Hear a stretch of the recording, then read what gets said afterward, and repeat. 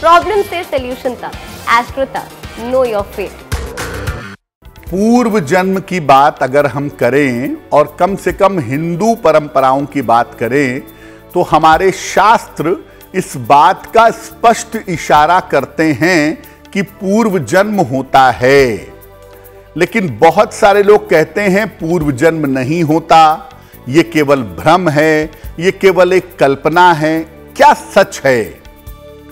देखिए, पूर्व जन्म के आधार पर इस जन्म में अलग अलग परिस्थितियों में हम जन्म लेते हैं।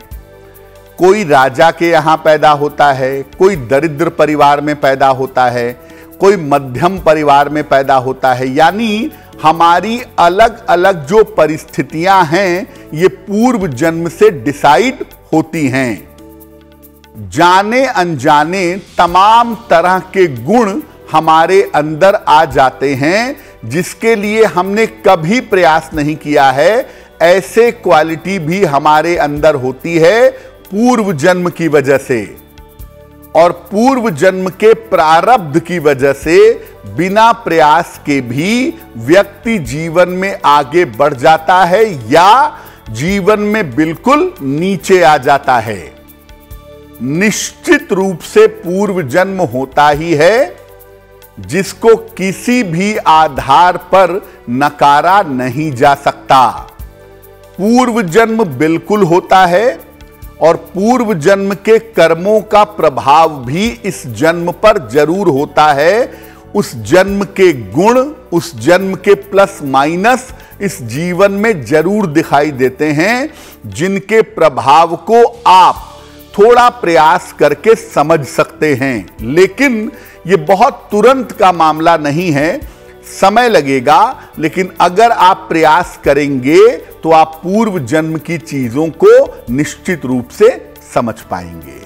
देखिए, ये बात 100% मान करके चलिए कि पूर्व जन्म होता है, और ऐसा नहीं है कि केवल भारत के वैज्ञानिकों ने इस बात को सिद्ध किया है। विदेश के बहुत सारी संस्थाओं ने, बहुत सारे वैज्ञानिकों ने पूर्व जन्म पर बहुत सारा काम किया है। कैसे काम करता है पूर्व जन्म का सिद्धांत? पूर्व जन्म का सिद्धांत क्रिया प्रतिक्रिया के नियमों पर काम करता है। जो भी आप कर्म करेंगे उसका फल आपको जीवन में मिलेगा। मानव का जीवन और उसकी चेतना उन्नति और अवनति करती है, यानी जीवन और चेतना ऊपर भी जाते हैं और नीचे भी आते हैं। इसी क्रम में उसके द्वारा तमाम काम या तो किए जाते हैं या उन्हें करने का प्रयास किया जाता है। अगर आपने कोई ऐसा कर्म किया जिसका फल भोग नहीं हुआ तो उसके लिए पुनः जन्म लेना पड़ता है। आपके ऐसे कर्म जिनका फल नहीं मिला, उनके फल को प्राप्त करने के लिए या उस फल को पूरा करने के लिए आपको पुनः जन्म लेना पड़ेगा। प्रकृति में आप कोई भी काम करते हैं, कोई भी एक्शन करते हैं, उस कर्म की प्रतिक्रिया जरूर होती है। आप जो भी एक्शन करेंगे उसकी प्रतिक्रिया जरूर होगी। इसलिए पूर्व जन्म जरूर होता है, पुनर्जन्म जरूर होता है। पूर्व जन्म के किए गए कर्म पूरी तरह से छाया की तरह वर्तमान जीवन में आपके साथ लगे रहते हैं। बहुत बार तो ऐसा होता है कि लोगों को पूर्व जन्म का चेहरा भी ट्रांसफर हो जाता है, यानी चेहरे की झलक भी पूर्व जन्म की तरह होती है। कुंडली में 5वां और 8वां भाव, पंचम भाव जो है वो आपके पूर्व कर्म हैं। कुंडली का पंचम भाव और अष्टम भाव, 8वां भाव, ये पूर्व जन्म से संबंध रखता है।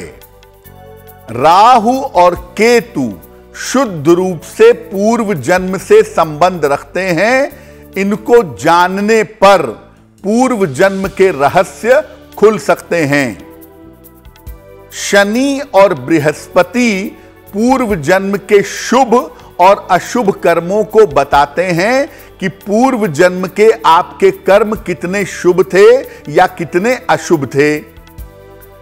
आपके जन्म की स्थिति क्या है और क्यों है, आपने जन्म क्यों लिया, कौन से कर्म आपके बाकी हैं और इस जीवन में कौन से कर्म आपको मिलेंगे, इसका निर्धारण चंद्रमा करता है।